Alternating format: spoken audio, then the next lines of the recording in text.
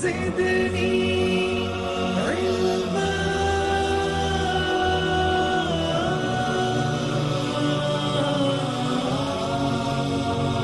رب زدني علما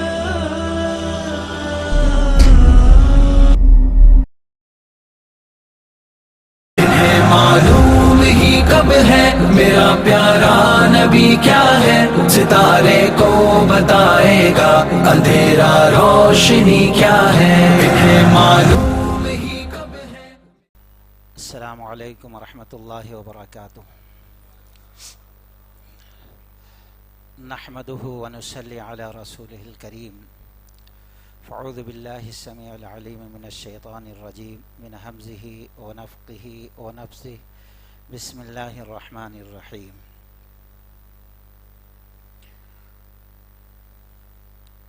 إنا كفيناك المستهزئين الذين يجعلون مع الله إلها آخر فسوف يعلمون، ولقد نعلم أنك يضيق صدرك بما يقولون فسبح بحمد ربك وكن من الساجدين واعبد ربك حتى يأتيك اليقين، رب اشرح لي صدري ويسر لي أمري واحلل عقدة من لساني يفقهوا قولي۔ تمام قسم کی تعریف سدا زندہ سلامت رب العالمین کے لیے سزاوار ہے۔ بعدہ درود السلام کا تحفہ اللہ کے حبیب محمد الرسول اللہ صلی اللہ علیہ وسلم پر نازل ہو۔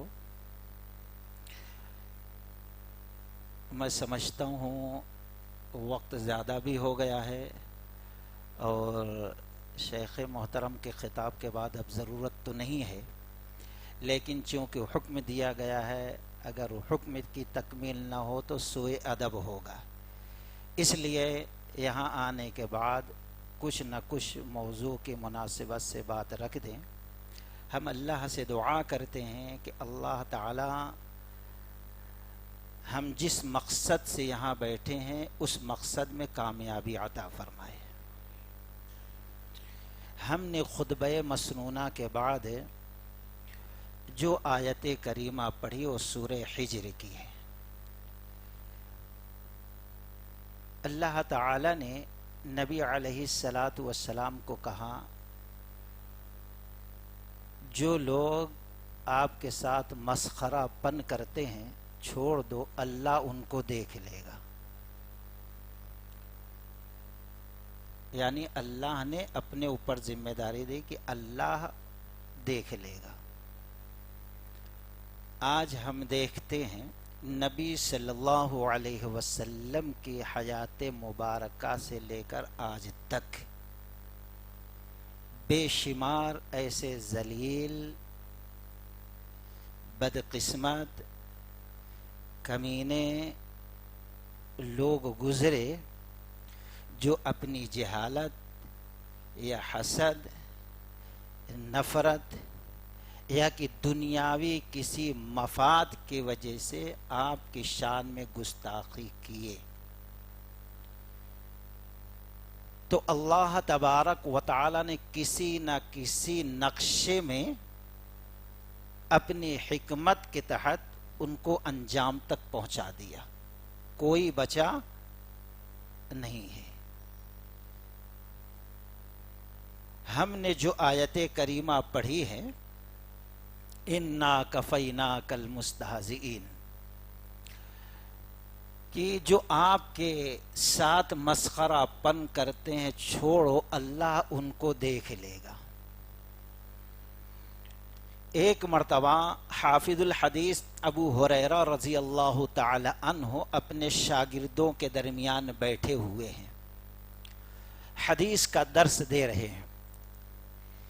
ایک مغرور شخص جبہ پہنے ہوئے، سینہ تان کر، کپڑا اس کا ٹخنے کے نیچے گھسیٹتے ہوئے آ کے ٹھہر گیا مجلس کے سامنے اور کہا اے ابو ہریرہ رضی اللہ تعالیٰ عنہ، جب دیکھو آپ حدیثی بیان کرتے رہتے ہیں، حدیثی بیان کرتے رہتے ہیں، جب دیکھو یہ بتاؤ ہم جیسے لوگوں کے بارے میں بھی تم نے کوئی حدیث محمد الرسول اللہ صلی اللہ علیہ وسلم سے سنا ہے؟ حافظ الحدیث ابو ہریرہ رضی اللہ تعالی عنہ نے چہرے اقدس کو اٹھایا، اس کو سر سے لے کر پاؤں تک دیکھا، غور سے کہا ہاں سنا ہے۔ کہا ذرا سناؤ تو۔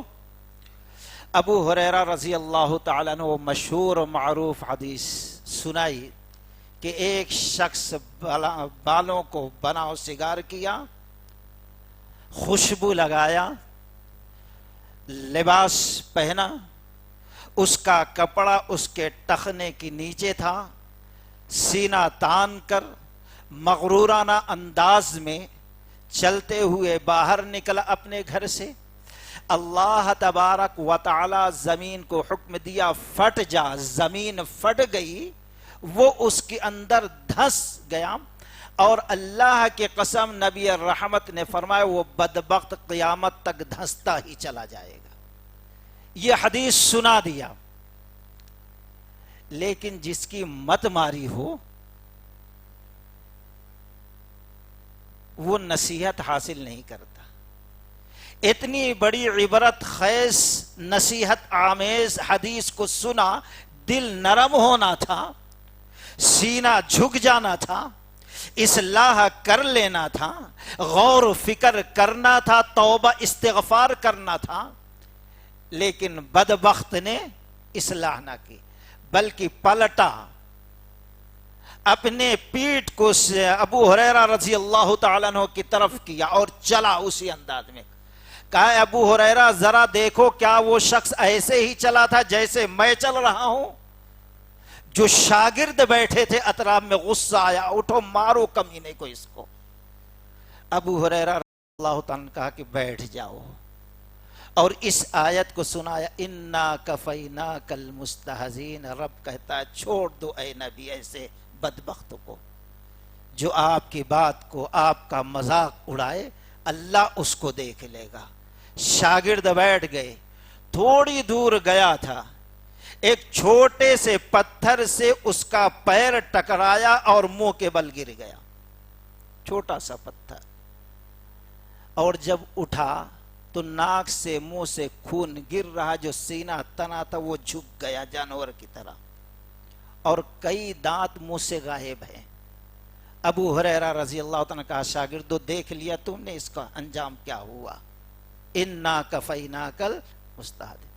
تو جو شخص بھی نبی کے ذات اقدس کو، نبی صلی اللہ علیہ وسلم کے احادیث کو اگر مذاق بنائے گا تو اللہ اس کو عبرت کا نشان بنا دے گا۔ دوستوں، نبی صلی اللہ علیہ وسلم کی سیرت، نبی کا کردار، نبی کا اسوہ، نبی کا طریقہ، یہ چیزیں ایسی ہیں کہ جو شخص اس سے فائدہ اٹھاتا ہے یا اٹھایا یا اٹھائے گا، وہ دنیا اور آخرت کے اندر کامیابی، عزت، بلندی حاصل کر لے گا۔ اور ہم دیکھتے ہیں اللہ کے دشمن، رسول اللہ صلی اللہ علیہ وسلم کے دشمن، محسن انسانیت کے دشمن، یہ وقتاً فوقتاً کبھی رب کے ساتھ گستاخانہ الفاظ ادا کرتے۔ کبھی آپ دیکھیں گے کوئی کمپنی چپلوں پہ، جوتوں پہ، پینٹ پہ اللہ لکھ دیتے ہیں تاکہ توہین ہو۔ کبھی پیارے نبی محمد الرسول اللہ صلی اللہ علیہ وسلم کا نام لکھ دیا جاتا، کبھی قرآن کی کوئی آیت لکھ دی جاتی ہے، اور کبھی اس طریقے سے کارٹون بنائے جاتے ہیں، اور کبھی آپ کی طرف بیہودہ منصوبہ منحوس باتوں کی نسبت کی جاتی ہے۔ مقصد یہ ہے کہ آپ کی شخصیت داغدار ہو جائے۔ وجہ کیا ہے؟ اس وقت جو وجہ تھی آج بھی وجہ وہی ہے۔ اس وقت جو نبی علیہ الصلاۃ والسلام کو ساحر کہتے تھے، مجنو کہتے تھے، شاعر کہتے تھے، مقصد یہ تھا کہ لوگ نبی کی ذات سے دور رہیں تاکہ وہ اسلام میں داخل نہ ہوں۔ اگر نبی کے پاس آ گئے، نبی کی سیرت، نبی کی اخلاق، نبی کی تعلیم سے متاثر ہو کر اسلام میں داخل ہو جائیں گے، ہماری سرداری، ہماری دکان ختم ہو جائے گی۔ جو مقصد اس وقت تھا آج بھی وہی مقصد ہے۔ اس وقت بھی آپ کے شان میں ایسے گستاخی کے الفاظ ادا کیے گئے، اور آج دور حاضر میں بھی وقتاً فوقتاً کیا جاتا۔ آج جو ہے یہ ڈائن بزاد، جس کو نروپا شرما کہا جاتا ہے، یہ جو ہے ایسے الفاظ ادا کی ہے جس کے وجہ سے پوری دنیا کے مسلمانوں کے قلوب جو ہے صرف زخمی نہیں ہوئے ہیں بلکہ چھلنی ہو گئے ہیں، اور دنیا کے سارے مسلمان اس پر احتجاج کر رہے ہیں۔ علماء جو ہیں تقریر تحریر کے ذریعے سے کر رہے ہیں، وکلاء جو ہیں اپنی تحریروں کے ذریعہ کر رہے ہیں، تجار لوگ جو ہیں مصنوعات کے بائیکاٹ کر کے کر رہے ہیں۔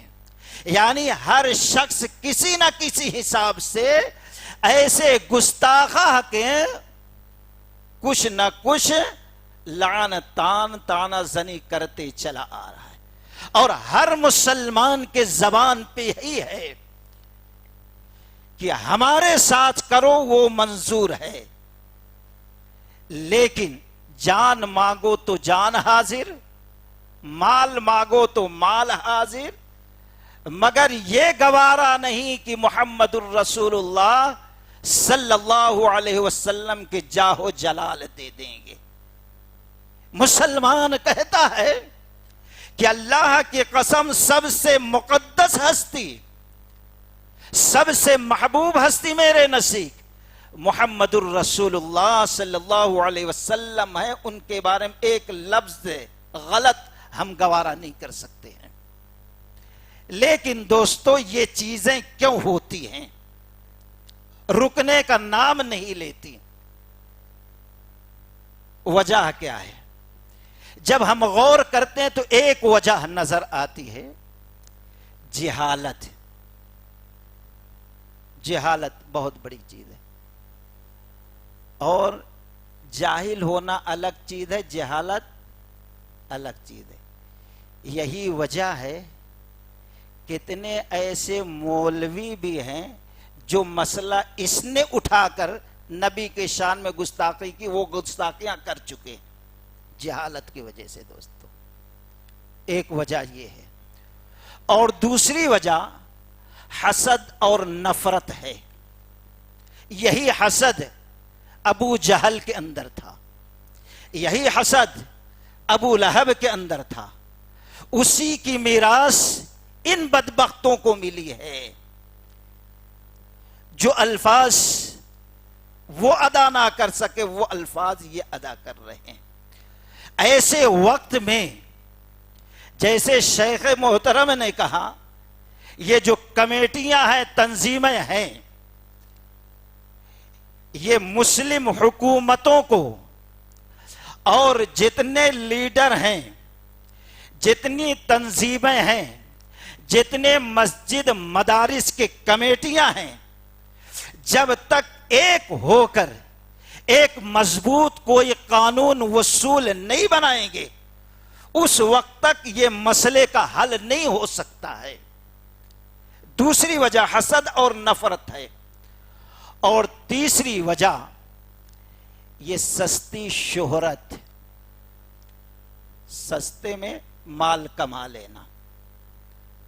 آپ دیکھیں گے اسی ہندوستان میں کتنے ایسے خبیث نکلے، کبھی سلمان رشدی، کبھی تسلیمہ نام کے، اور انہی بدبختوں میں سے ایک نام اس کا بھی ہے یا اس جیسوں کا ہے، یہ لوگ سستی شہرت چاہتے اور یہ حکومت کے اشارے پہ ہوتا ہے. یہ کوئی ایک معمولی ایک چہرہ ہے. ان بدبختوں کو جو لکھ کر دیا جاتا ہے وہی بکتے ہیں. ان کو آگے پیچھے کچھ پتا نہیں رہتا. اور پھر حکومت یا کہ وہ لابی اور تنظیم جو ہے پھر ان کا سپورٹ کرتی ہے. ان کو شہرت ملتی ہے. بعد میں ان کو پیسے بھی ملتے ہیں اور ان بدبختوں کو عہدہ بھی ملتا ہے، چاہے ہندوستان کے اندر یا ہندوستان کے باہر. یہ بھی ہر سے لالچ ہے. تو خیر یہ چیزیں ہیں جس کی وجہ سے وقتاً فوقتاً ایسا معاملہ ہوتا رہتا ہے. تو ہم لوگ جو ہیں ایسے وقت میں ہمارا فریضہ کیا ہے؟ رب العالمین نے سورہ اعراف کے اندر فرمایا فَالَّذِينَ آمَنُوا بِهِ وَعَزَّرُوهُ وَنَصَرُوهُ وَاتَّبَعُوا النُّورَ الَّذِي أُنزِلَ مَعَهُ أُولَئِكَ هُمُ الْمُفْلِحُونَ.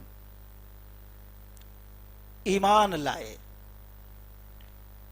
اور نبی علیہ السلام کی حمایت کی، نبی کی مدد کی، اتباع کیا اس چیز کا جس کو رب نے نبی کے ساتھ بھیجا تھا، یعنی کتاب اللہ کا.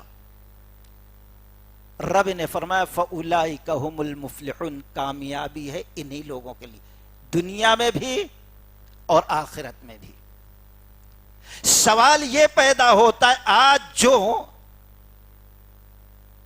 ہم نکلتے ہیں، ریالیاں نکالتے ہیں، کچھ توڑ پھوڑ بھی ہوتی ہے، شور شگافہ بھی ہوتا، نعرے بھی لگتے ہیں.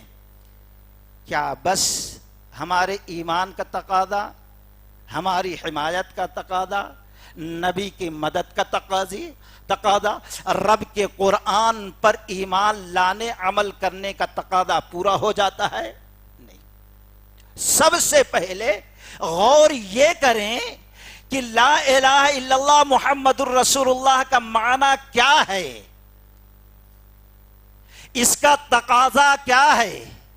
محمد الرسول اللہ صلی اللہ علیہ وسلم پڑھنے کے بعد ذمہ داریاں کیا عائد ہوتی ہیں. اختصار کے ساتھ نبی پر ایمان لانے کا معنی کیا ہے؟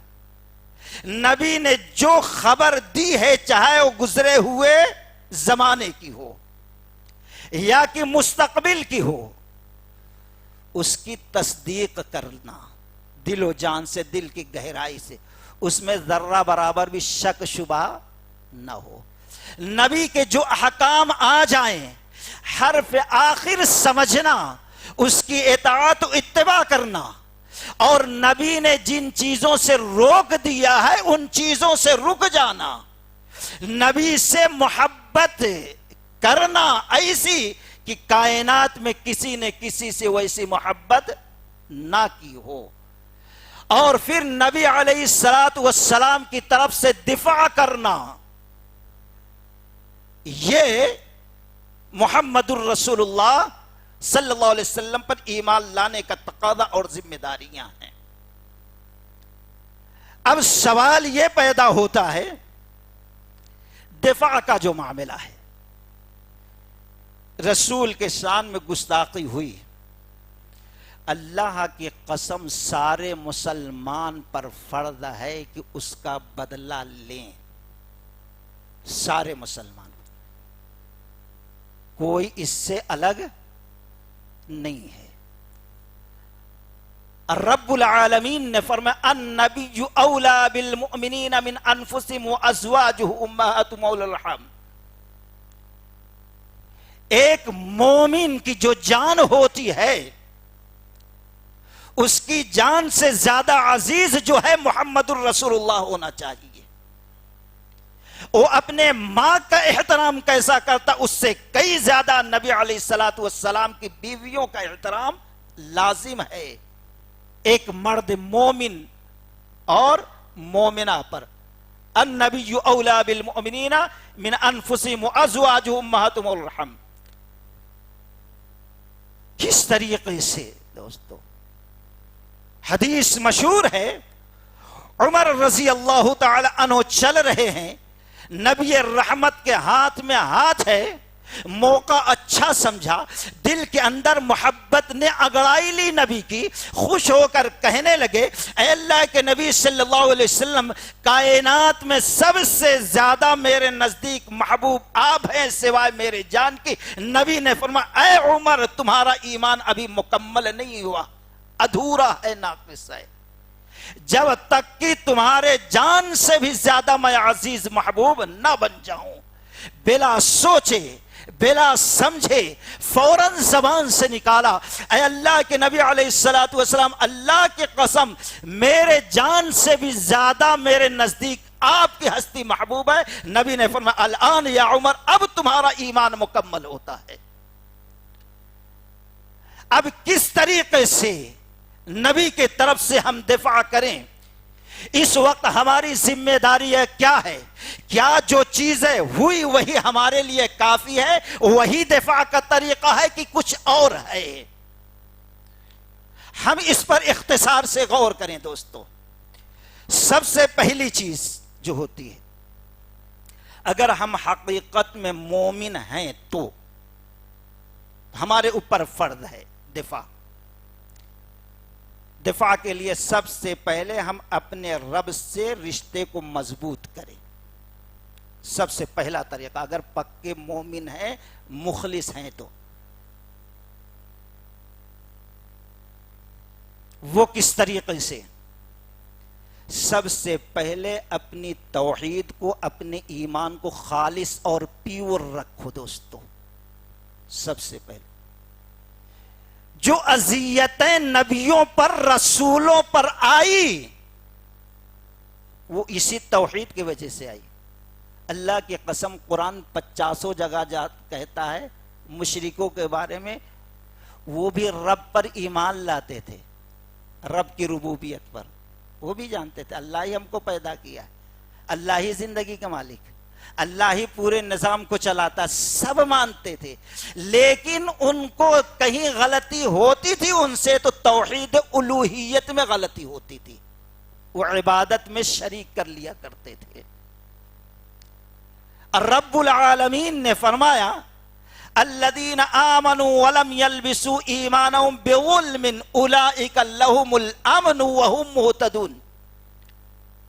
وہ مومن جو اپنے ایمان کو، اپنے توحید کو شرک، کفر، بدعات سے خلط ملط نہیں ہونے دیتے، گندا نہیں ہونے دیتے، ملنے نہیں دیتے، توحید ایمان کو پیور رکھتے ہیں، امن انہی کے لیے ہے۔ یعنی اس قسم کے پھر ماحول خراب ہو سکتا نہیں، امن میں اللہ رکھے گا، اور پھر اس کی برکت سے توحید پہ یہ چلتے رہیں گے یہاں تک کہ موت، اور پھر جنت میں داخل نہ ہو جائے۔ یہ رب کا ذمہ ہے دوستو، ایک چیز۔ اور توحید کے بعد رب سے سب سے زیادہ رشتے کو مضبوط اور قریب کرنے والی اگر کوئی عبادت ہے تو سب سے بڑی عبادت وہ نماز ہے، آج جس کی اہمیت مسلمانوں کے دلوں سے نکل چکی ہے۔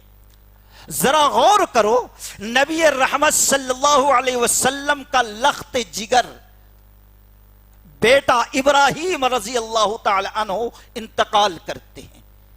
نبی کو کتنی تکلیف پہنچی ہوگی، کتنا رنج پہنچا ہوگا، کتنے غم میں ہوں گے۔ ایک طرف تکلیف یہ ہے، دوسری طرف یہ کفار مشرکین خبیث طعنہ دیتے ہیں، دم کٹا، اب ان کی نسل آگے نہیں چلتی۔ جو دستور، جو اصول لے کر چلے ہیں، جو دین لے کے آئے، جو مذہب لے کے ان کے مرتے ہی مر جائے گا وہ۔ کتنی تکلیف ہوتی ہوگی، کتنی ٹھیس پہنچی ہوگی۔ ایسے وقت میں رب نے اپنے حبیب کو تسلی کیسے دی ہے؟ حسد کے بنا پر ان بدبختوں نے ایسا طعنہ دیا تھا۔ رب نے کیا کہا؟ انا اعطیناک الکوثر۔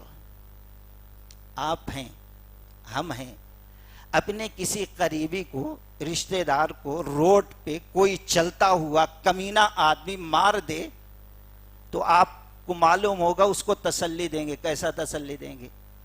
ارے جان دو شرابی ہے، گنجیٹی ہے، کمینہ ہے، لچا ہے، اس کو برا. پھر آپ اچھے ہیں، آپ نیک ہیں، اس طریقے سے تسلی دیں گے. آپ سمجھدار. رب نے اسی حساب سے کہا اِنَّا أَعْطَيْنَاكَ الْكَوْثَرَ، رب نے آپ کو کوثر عطا کیا. وہ حوض کوثر، ایک مطلب یہ ہوگا. اور دوسرا کوثر کا معنی ہوتا ہے خیر کثیر. دنیا کی جتنی بھلائی ہیں، آخرت کی جتنی بھلائیاں ہیں، خیر کی چیزیں، اے نبی رب نے آپ کو عطا کر دیا ہے. کسی خیر سے محروم، یہ ہے کوثر کا مطلب. رب نے تسلی دیا. کیسے؟ یہ انداز. اور پھر کیا کہا؟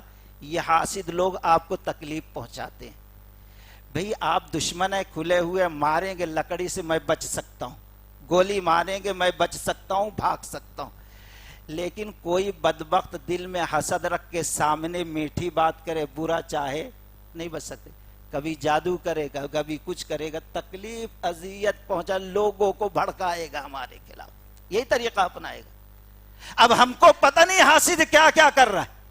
اب اس سے بچنے کا رب نے ذریعہ بتایا. فَصَلِّ لِرَبِّكَ وَانْحَرْ، اے نبی نماز کی پابندی کریں اور رب کے لیے قربانیاں دیں. یہ ہے. آج امت نے اس کو چھوڑ دیا ہے. امت نے اس کو چھوڑ دیا ہے.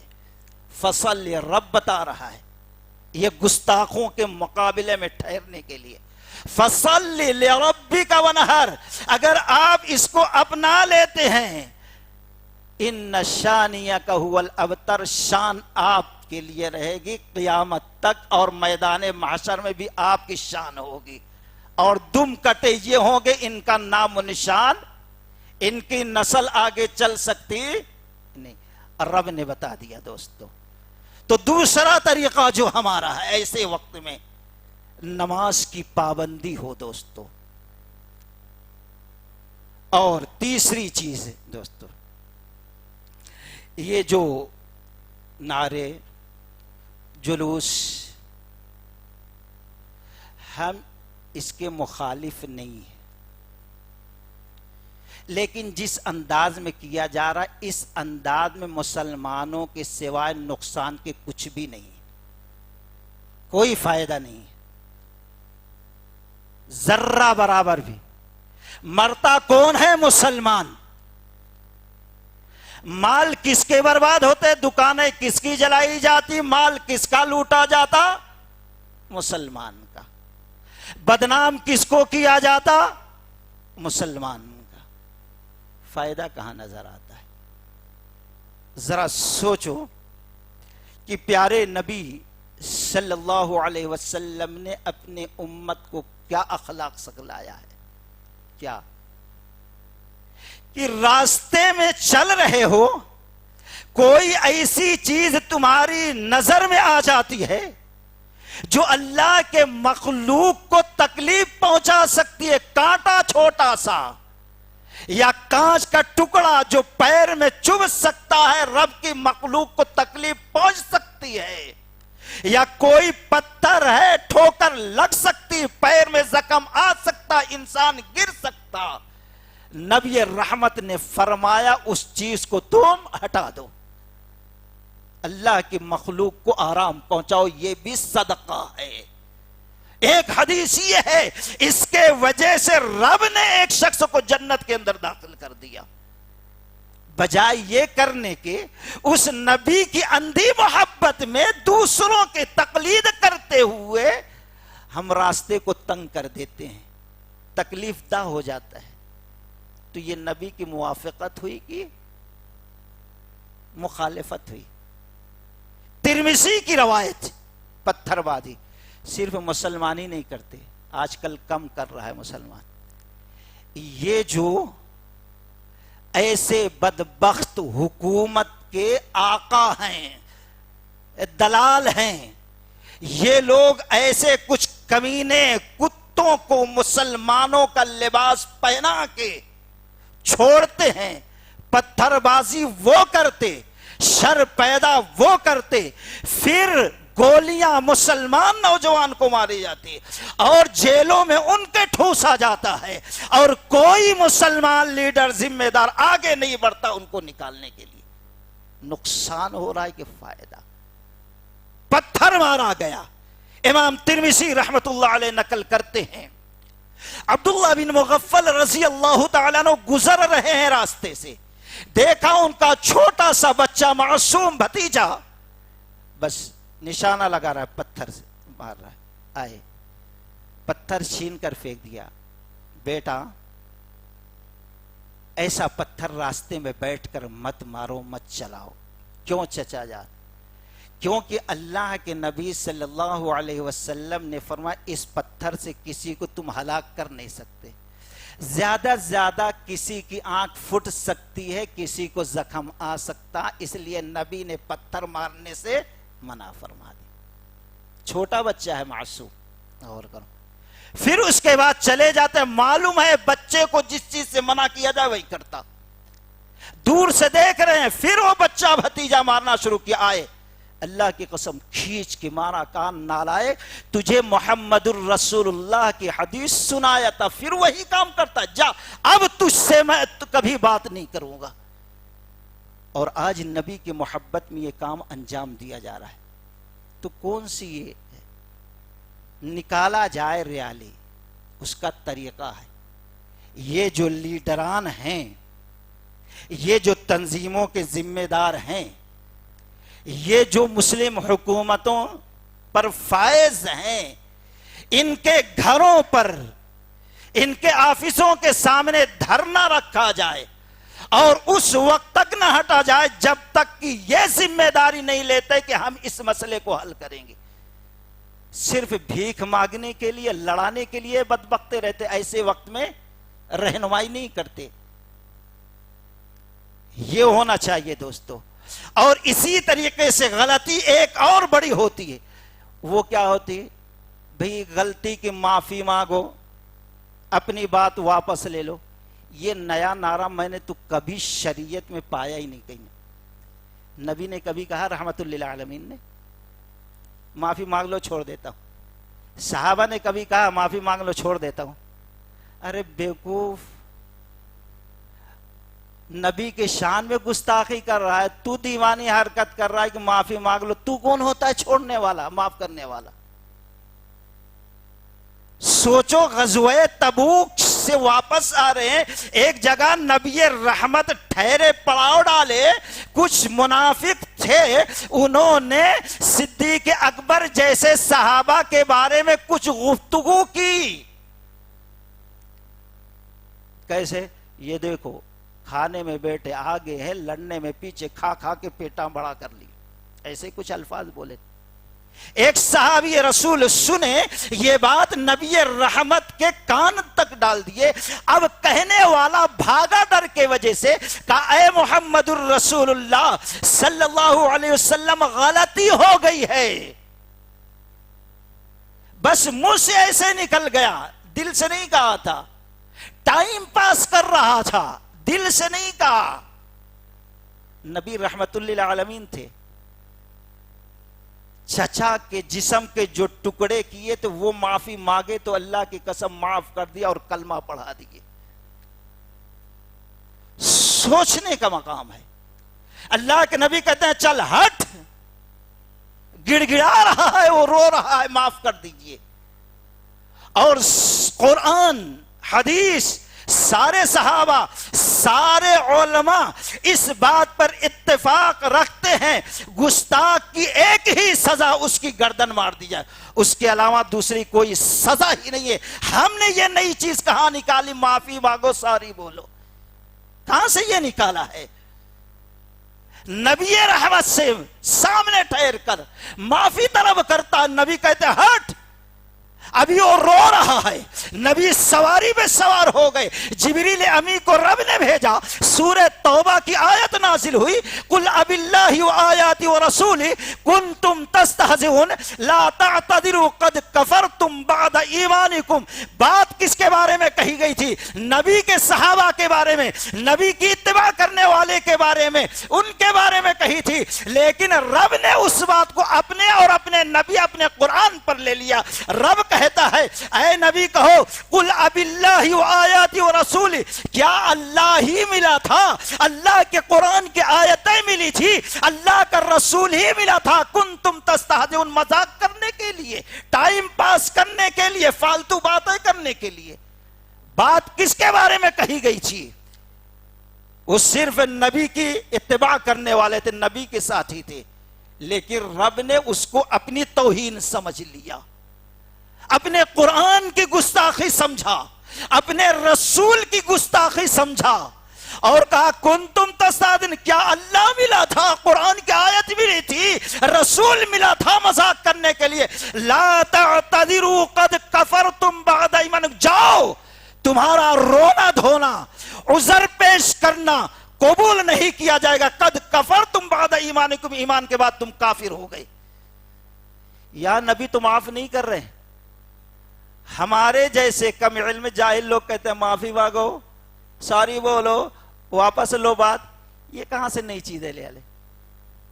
یہ مشرک مخزوم ملعون مردود لوگوں سے ہم نے سنا، اور ساری بربادیاں ہوتی، مسلمان نوجوان مرتا، جیل میں اس کو بھرا جاتا، دکانیں لوٹی جاتی، کئی مہینے رونے چیخنے چلانے کے بعد انہیں سوری بول دیتے، اب ہم خوش ہو جاتے، چلو معافی مانگ لیں۔ یہ حوالہ بنایا جا رہا ہے ہم لوگوں کو دوستو۔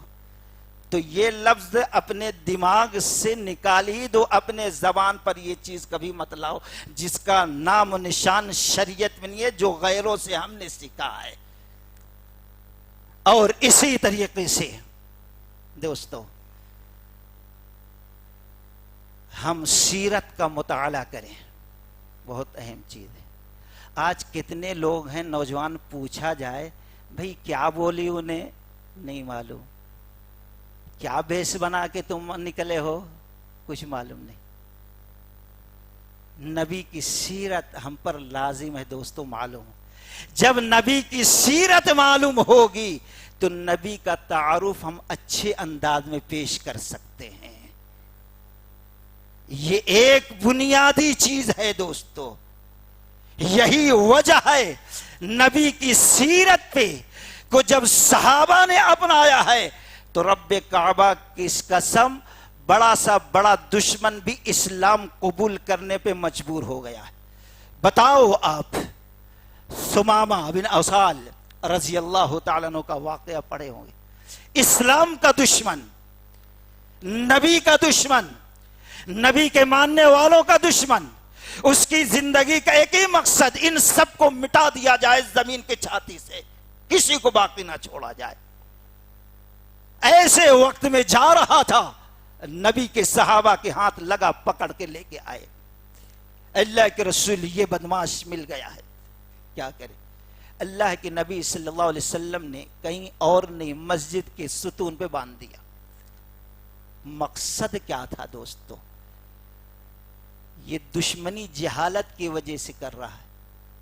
ابھی نبی کی اہمیت، نبی کا مقام، نبی کا مرتبہ، نبی کی تعلیم کی اس کو خبر نہیں ہے۔ نبی کیا سکھاتے ہیں، کیا بتاتے ہیں، کیا پڑھاتے ہیں، اس کا علم اس کو ہو، اس لیے مسجد کے ستون میں باندھ دیا اس کو۔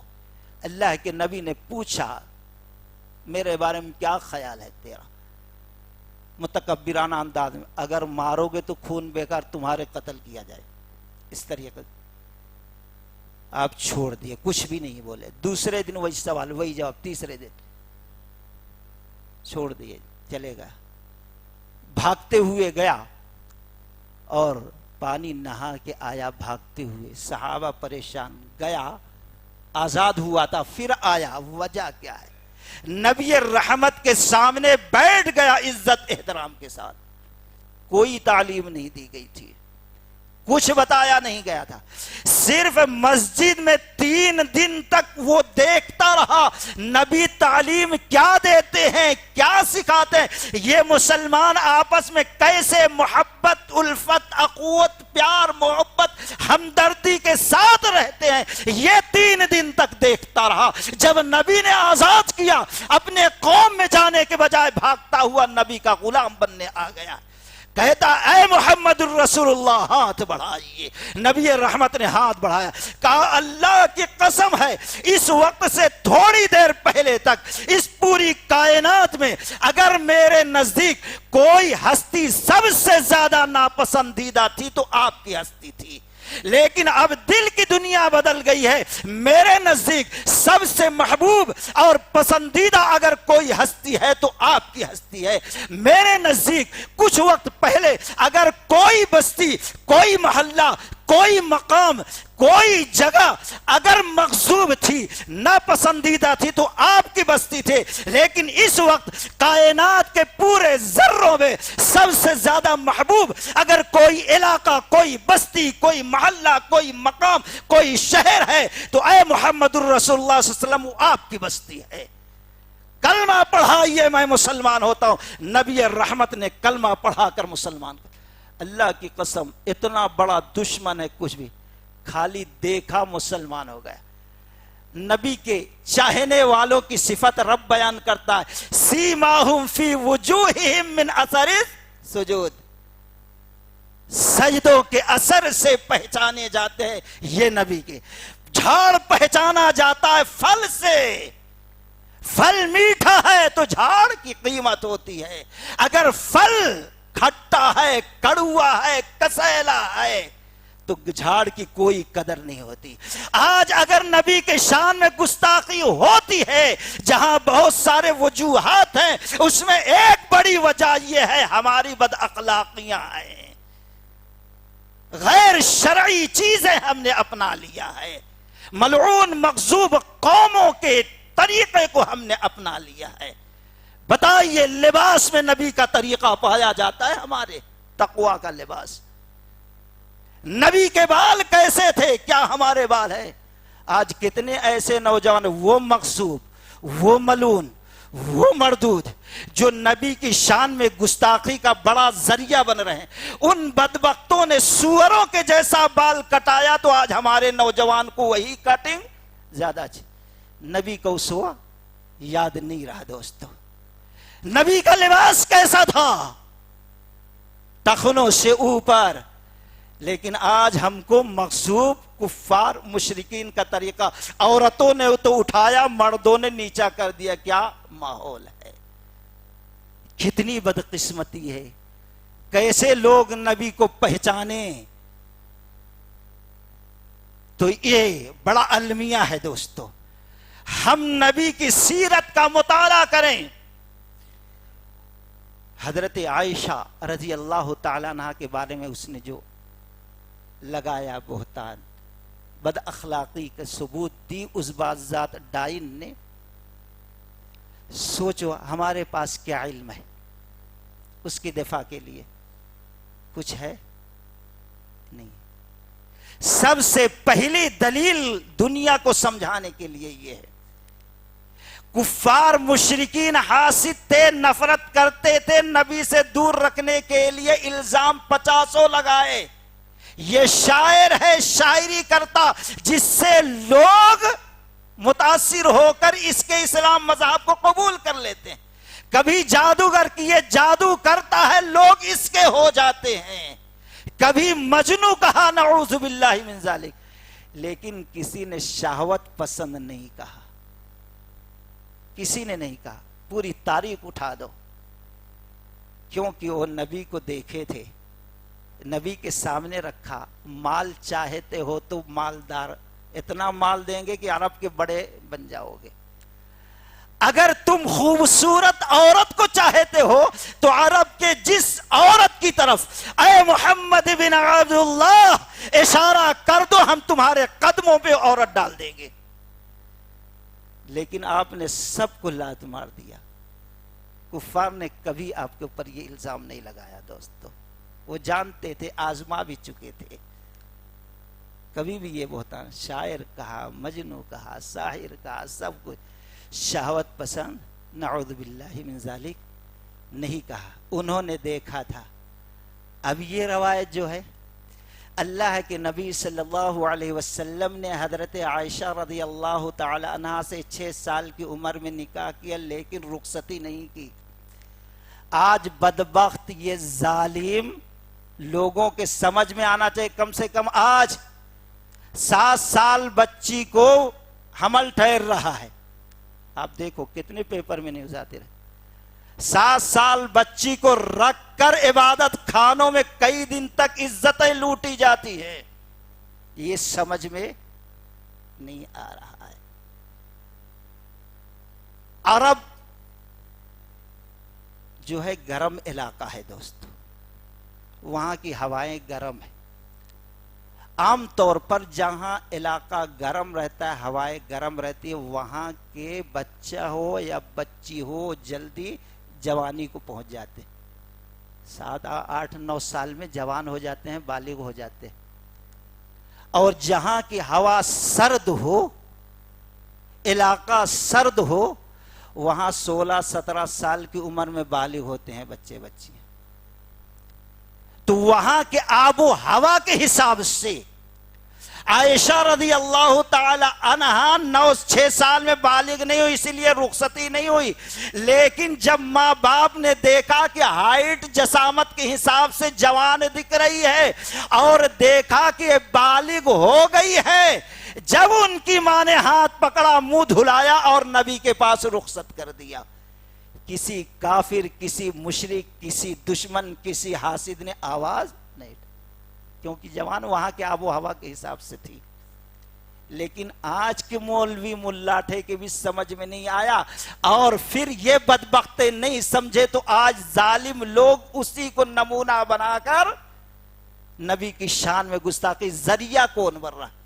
تو ہم نوجوانوں کو ایسے وقت میں اگر حقیقت میں ہم اپنے ایمان کا، محبت کا حق ادا کرنا چاہتے ہیں، نبی صلی اللہ علیہ وسلم کے طرف سے دفاع کرنا چاہتے ہیں، تو ایسے وقت میں شریعت مطہرہ کا، سیرت مطہرہ کا مطالعہ کرنا پڑے گا، لازم ہے، تاکہ ہم نبی صلی اللہ علیہ وسلم کا تعارف کرا سکے دنیا کے سامنے، اور پھر ان الزامات کا صحیح طور پر جواب دے سکیں، عقل سے بھی اور نقل سے بھی۔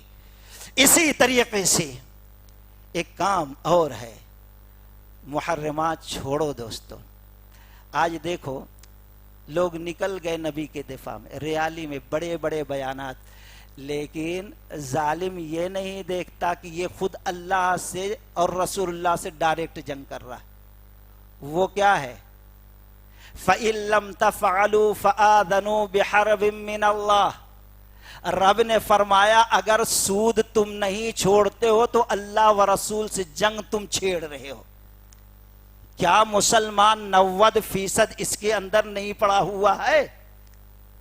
امام مالک رحمت اللہ علیہ کہتے ہیں سب سے بڑا حرام، کئی مرتبہ میں نے قرآن پڑھا، سب سے بڑا حرام جو انسان حلق سے نیچے اتارتا ہے وہ سود ہے، اس سے بڑا حرام کوئی نہیں۔ ارے اس کا سب سے معمولی درجہ اپنے ماں کے ساتھ منہ کالا کرنا ہے، یہ بات سمجھ میں نہ آئے۔ ایسے اللہ و رسول سے جنگ کرنے والے مسلمان ریالی میں اٹھیں گے، نبی سے دفاع کریں گے، تو کہاں ان کے باتوں میں، ان کی دعاؤں میں، ان کے احتجاج میں اثر ہوگا؟ وہ تو بدبخت خود اللہ رسول سے جنگ کر رہے ہیں۔ اصلاح کی ضرورت ہے دوستو، اصلاح کی ضرورت ہے، اللہ سے مضبوط رشتہ جوڑنے کی ضرورت ہے، صحیح طور پر نبی کی اتباع کرنے کی ضرورت ہے دوستو۔ اسی طریقے سے دفاع کا معاملہ ہے تو ایک اور دوستو، شیخ محترم نے ابو داؤد کی روایت سنائی، نابینا صحابی نے ام الولد جو تھی اس کی بچوں کو جنم دیا تھا، گستاخی کی گالیں دی، گھسا گھسا کے مار دیا۔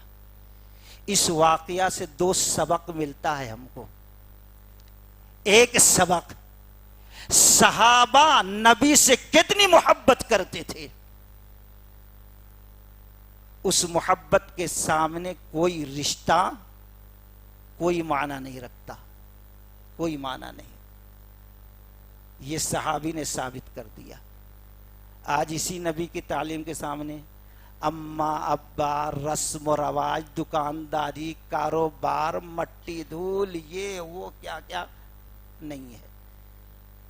اور دوسرا سبق ملتا، وہ صحابی نابینا تھے. کتنا بڑا عذر ہے، کتنا بڑا عذر، کتنی بڑی کمزوری ہے. لیکن اس کے باوجود انہوں نے نبی کے گستاخ کو قتل کیا. درس کیا ملتا، سبق کیا ملتا، پیغام کیا ملتا. مسلمان کتنا ہی کمزور کیوں نہ ہو، اللہ کی قسم اس کے اوپر واجب ہے گستاخ رسول کی گردن مارنا. اب طریقہ کیا ہو، ہم ایسی جگہ رہ رہے ہیں، طریقہ کیا ہو. ایک واقعہ گول گول بیان کر دوں، آپ بھی دماغ لڑاؤ، اس پر سوچو. غیر قوم اس کا استعمال کر رہی، یہ الگ چیز ہے، ان کا نفاق ظاہر ہو جا رہا ہے.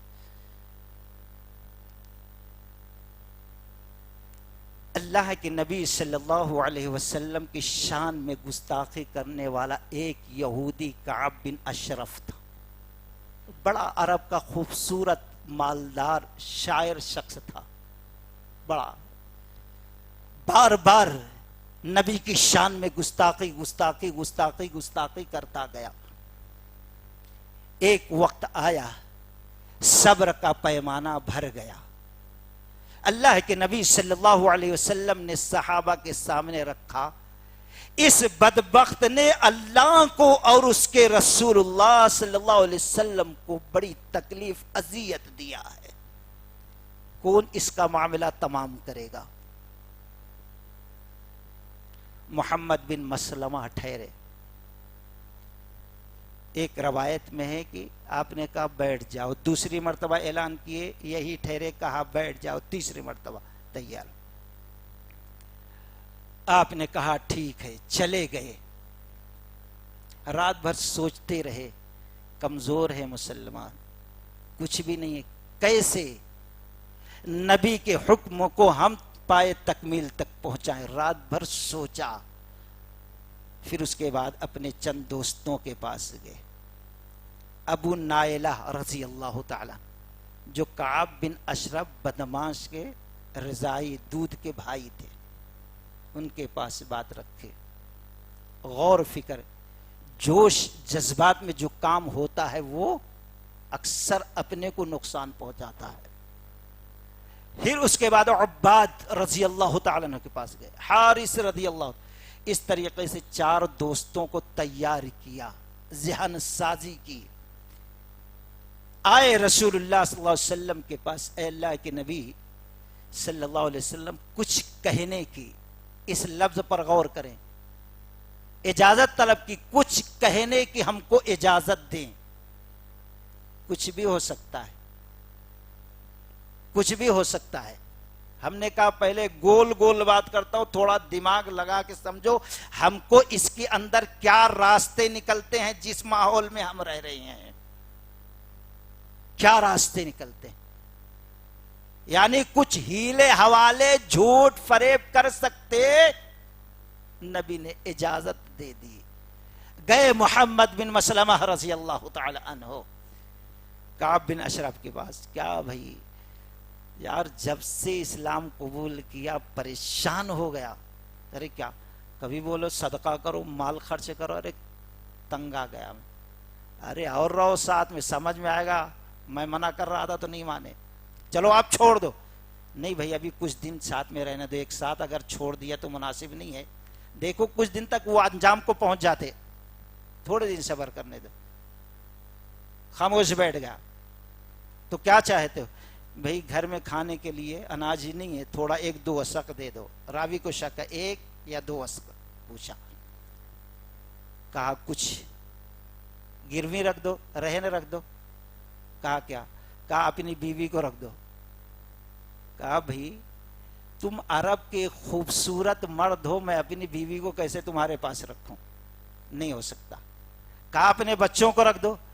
کہا اگر بچوں کو گروی رکھ دیا تو دنیا ہمارے بچوں کو تانا دے گی تیرا باپ کیسا تھا کہ 2 وسق غلہ کے بدلے میں تم کو گروی رکھ دیا تھا، وہ تو شرم سے مر جائیں گے۔ یہ بھی اچھی چیز نہیں ہے۔ کچھ اور بولو، ہتھیار رکھ دو، ہتھیار رکھ دیا، اناج لے لیا، چلے۔ اب ایسے آنا جانا دوستانہ شروع ہو گیا۔ یہ ہے طریقہ آج کے دور کا، شروع ہو گیا۔ یہاں تک کہ اب یہ صحابی رسول محمد بن مسلمہ رضی اللہ تعالیٰ کو یقین آ گیا، اب ہم کو وہ اپنا پکا دوست سمجھ لیا اور اسلام کا دشمن مجھے سمجھ رہا ہے۔ اب جو کہوں یقین کرے گا، جہاں بلاؤں، جب بلاؤں، جس حالت میں بلاؤں وہ ننگے پیر بھاگ کے آئے گا۔ ایسی محبت، ایسا اعتبار اس کے دل کے اندر پیدا کر دیا تھا۔ گئے ایک دن اللہ کے نبی سے کہا، اللہ کے نبی صلی اللہ علیہ وسلم مدینہ سے کچھ دور تک بقی قبرستان تک پہنچانے آئے اور کہا جاؤ اللہ تمہاری مدد کرے۔ چاندنی رات تھی، دوستوں کو لے کے گئے، کہا کعب گھر کے دروازے پہ آواز دی، پھر آواز دی، کہا ہاں، کہا ذرا نیچے آؤ ہم تمہارے سے ملنے آئے ہیں۔ تیار ہوا بستر سے، عطر میں لت پت تھا، خوشبو میں۔ بیوی نے کہا کہاں جا رہے ہو؟ کہا میرا دوست ہے، وہ دوست ہے، وہ ملنے آیا ہے۔ اور ایک خاندانی آدمی جو ہوتا ہے اگر کوئی اس کو بلائے تو اس کے بلانے پہ جانا چاہیے، ہمارے شان کے خلاف نہ۔ بیوی نے کہا مت جاؤ، اس آواز سے خون کی بو آ رہی ہے۔ بڑے سمجھدار تھے لوگ اس وقت کے، صرف آواز سے اس نے اندازہ لگایا کہ خون کی بو آ رہی۔ کہا نہیں، ہمارے خلاف ہے وصول کہ ہم نہ جائیں، یہ ہمارا دوست ہے، ایسا کچھ بھی مت سوچو۔ تسلی دے کے آ گیا، بیٹھا کھوئی، گفتگو ہونے لگی۔ کہا کعب کون سا عطر تم لگائے، تیل لگا، اسی خوشبو زندگی میں کبھی ایسی خوشبو سونگا نہیں تھا، چڑھ گیا ہو؟ کہا ہاں بہت زبردست خوشبو ہے، اور میری بیوی عرب کی خوبصورت ہے، وہ اس سے بہتر خوشبو لگائی۔ کہا ذرا سونگنے دو بھائی، لو سونگ لو۔ سونگتے رہے، سر میں ناک رگڑتے رہے، بیٹھ گئے۔ کچھ وقت گزرا، کہا بھائی برداشت رہے، ایک مرتبہ اور سونگنے دو۔ ٹھیک ہے سونگ لے میاں، تم غریب آدمی ہو، غریب آدمی کے ساتھ ہو، سونگ لو۔ سونگ لیے، پھر کچھ دیر بیٹھے رہے، کہا پھر اجازت دو سونگ لوں۔ کہا ہاں سونگ لو۔ سونگتے رہے، ناک رگڑتے رہے، وہ بھی مست ہو گیا، فوراً گلہ پکڑ لیا۔ کہا دوستو دوڑو، اب کیا دیکھ رہے ہو؟ 2-3 ساتھی جو تھے گردن اڑا دیے، کسی کو کانوں کان پتا نہیں۔ بڑا گستاخ اس وقت جو اپنے شاعری میں نبی کی ہجو کرتا تھا، برائی بیان کرتا تھا، کردار کشی کرتا تھا، اس کی گردن اتنی آسانی سے صحابی رسول مار دیا۔ دنیا نے جانا کہ نبی نے کرا، لیکن کوئی ثبوت نہیں تھا۔ لیکن اس وقت عرب کے لوگ ڈرنے لگے، اب اس محمد الرسول اللہ کے شان میں کوئی گستاخی کرتا ہے تو اس کا انجام یہی ہوگا۔ ڈر، خوف عرب ملک کے اندر پیدا ہو گیا، یہ چیز کم ہو گئی۔ آج بھی اللہ کی قسم یہ واقعہ پہ جا کر غور سے ہمارے لیے کیا کیا راستے ایسے ماحول میں نکلتے ہیں۔ گستاخ رسول اگر بس نہیں کرتا، نہیں روکتا اپنا قدم، تو اس کے ساتھ کیا انجام کیا جائے، اس کا طریقہ کیا ہے، نبی کے اس حدیث کے اندر ہم کو کھول کر بیان کر دیا گیا۔ اب اس کو اور کھولنے کی ضرورت نہیں ہے۔ اسی طریقے سے ایک ذمہ داری اور ہے، جب اس طریقے سے حالات پیدا ہوں، ہر کس و ناکس کی بات نہیں سننا چاہیے، بلکہ قدم کو روک لینا چاہیے۔ جو علماء ہیں سمجھدار، ان کی طرف رجوع ہونا چاہیے، اور جو قوم کے بستی کے، جماعت کے، محلے کے بزرگ ہیں، حالات پر جن کی نظر ہے، سیاست پہ جن کی نظر ہے، ان سے مشورہ کریں یہ کیا ہو رہا ہے، کیوں ہو رہا ہے، کیوں؟ کیونکہ آج یہ کوئی ایک آدمی کا کام نہیں ہے، یہ حکومت کا کام ہے۔ اور کیوں؟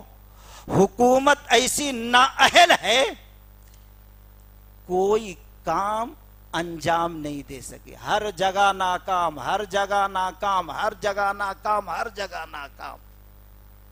اس ناکامی پہ جب آواز اٹھتی ہے تو یہ بدبخت حکومت اپنے چمچوں سے، اپنے دلالوں سے جب تب کبھی قرآن پر اعتراض کراتی ہے پیسے دے کر، اور کبھی نبی کی شان میں گستاخی کراتی ہے، کبھی کچھ کراتی ہے، اور ہم مسلمان بلا علم کے، بلا سوچے بہ جاتے ہیں، ہمارا رخ پھیر دیا جاتا ہے۔